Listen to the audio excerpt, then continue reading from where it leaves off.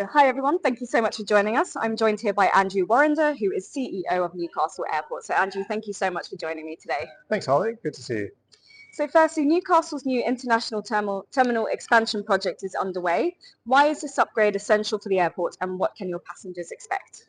It's essential because we're a fast-growing region in Australia. We're the sixth biggest economy in Australia, so our economy is almost as big as Melbourne's, but we don't have an international airport. So to put that into some perspective, we're the same population as Adelaide, but with about a ninth of the passengers because of that lack of international connectivity. So we are growing to serve our community and to allow the Hunter, which is our region, to meet the world. Fantastic. Now, what technology will be used within the terminal to improve operational efficiency and passenger experience?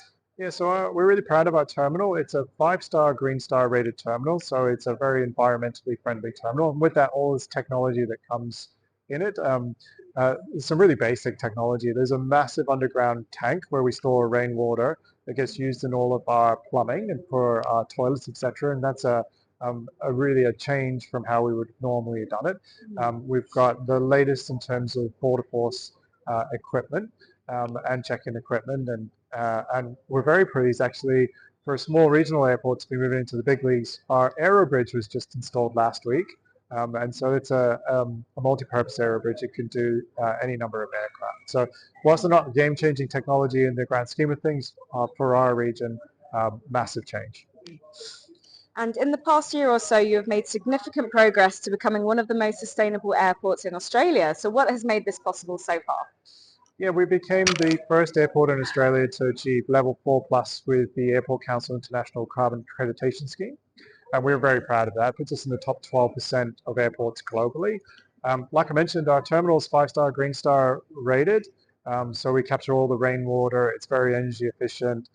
There's been a lot of design choices being made through that process to enable us to achieve this. We've got a car park which is completely covered in solar panels, generates all electricity for our site, and rainwater capture is quite important. It comes off the terminal but also off all of our other buildings and into there. And waste segregation and recycling has changed for us.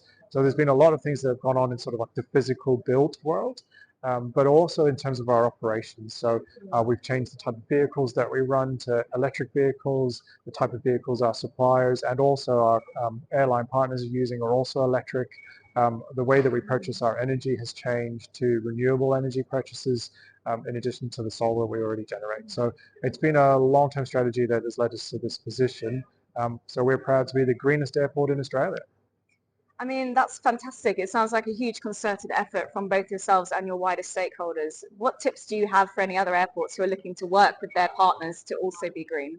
Yeah, it makes really good business sense. So I think the first thing is that there's apathy against doing some of these, which seem on the face of it that they can be expensive. Our solar panels that are on our premium car park are actually the roof or the cover of the premium car park, generating all that electricity for us. It's a great new product in terms of car parking, but also generates electricity for us and is a green thing to do.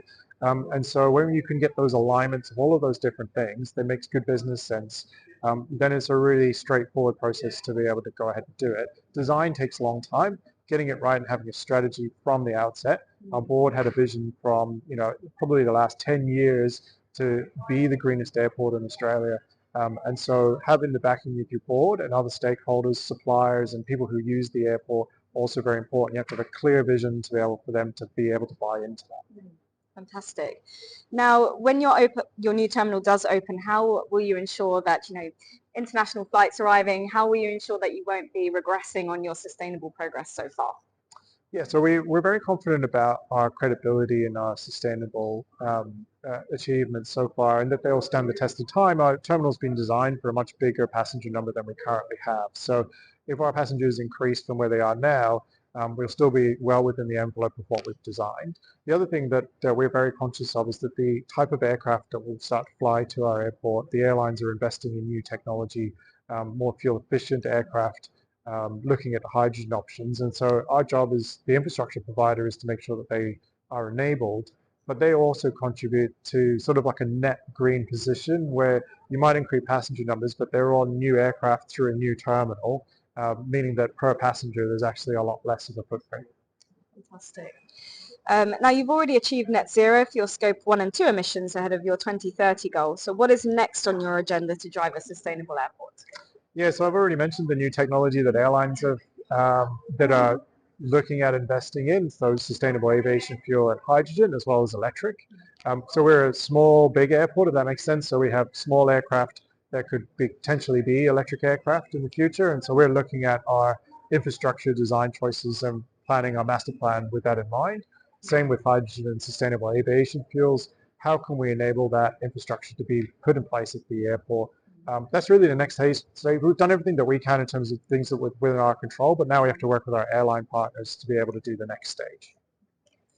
And you were recently awarded a 235 million Australian dollar grant, so green sustainability linked loan, which is broadly tied to your airport's efforts to reduce scope 3 emissions. This is a really hard area to decarbonize. So how will you go about this? Yeah, so that $235 million was with the Commonwealth Bank of Australia. It's a green sustainability linked loan. And like you said, it's linked to all of the things that we've done in terms of the 5-star Green Star, the Carbon Accreditation Scheme. And it's a real investment from our banking partner in terms of how to enable us to continue doing the things that we're doing. We get slightly preferential rates on our loan in exchange for doing that. And partly that's because we're also going to have to invest in green initiatives as we go along the way. So it's a true partnership when it comes to it in terms of realizing the future for our region. I should say our region is actually a hydrogen hub as well. So it's a renewables as well as a renewable center. So there's a real impetus for us and our financiers to play our part in being part of the region that's transforming from a carbon-based economy. We export a lot of coal currently to being a renewable-based economy. And I mean, these kind of sustainability linked loans are still quite rare in the airport space. So what tips do you have for other airport CEOs who want to access this kind of finance? Talk to your bank. It's simple as that. The CBA, Commonwealth Bank of Australia, have been our banking partner for a little while now. And through our discussions and articulation of our vision, they identified that this was an option for us. So it is as simple as talking to your bank. They would all be interested in doing this, and if they're not, I would be very surprised. So it's as simple as picking up the phone and saying that you've got a vision and what you want to do, and how can the bank play their part. Now, it's been sobering to see the tropical cyclone that hit Queensland and New South Wales recently.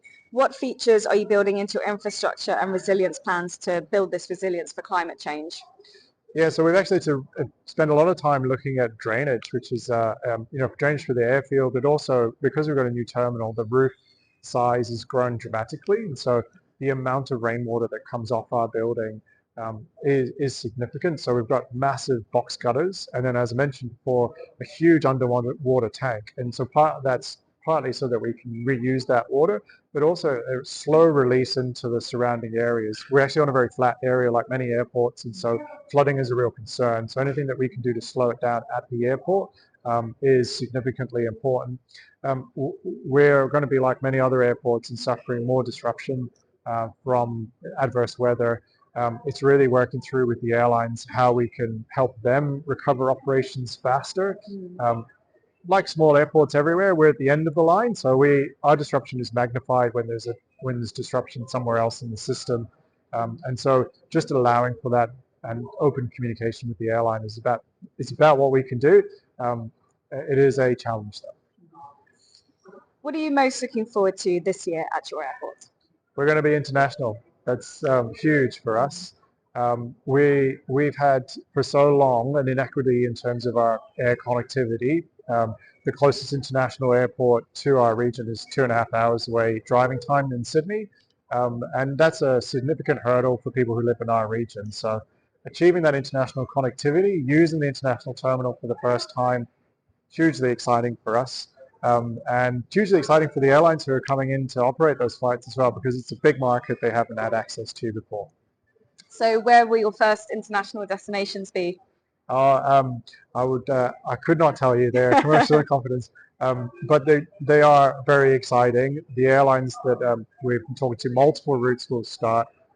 They have extremely good business cases in terms of the existing demand. So we're not actually trying to catalyze a new market. We're actually just seeking to serve existing markets. So without giving destinations away, we have lots of short-haul leisure destinations which already have strong demand from our region, and they would be well served. I should imagine they will be first cabs off the rank. Well, very much looking forward to hearing what those new flights will be. And how does your airport collaborate with traditional owners and Indigenous communities to ensure authentic representation? Yeah, it's one of the things that we do really well, actually. We have a good relationship with the local Warramai people, where our airport is situated on, and it goes as a long history of relationship and working together. Where our airport was is actually a meeting place for them historically, and in part of our property development, we actually have a keeping place. So this is an area where any artifacts that are found within the airport that are Indigenous and they need to be kept in a sacred place, they can be moved. We're not allowed to go to that space. That's their space that we've fenced and allowed them to have, so that they can continue their connection with country. And it's just indicative of our relationship where we work together. They're very practical around the development of the airport for the benefit of for their community, and we even use some of their companies like for landscaping and others who come in and really do a good job looking after our native flora and fauna. We've got a really big land holding as well, which is very fortunate that we've got the assistance of such committed stakeholders.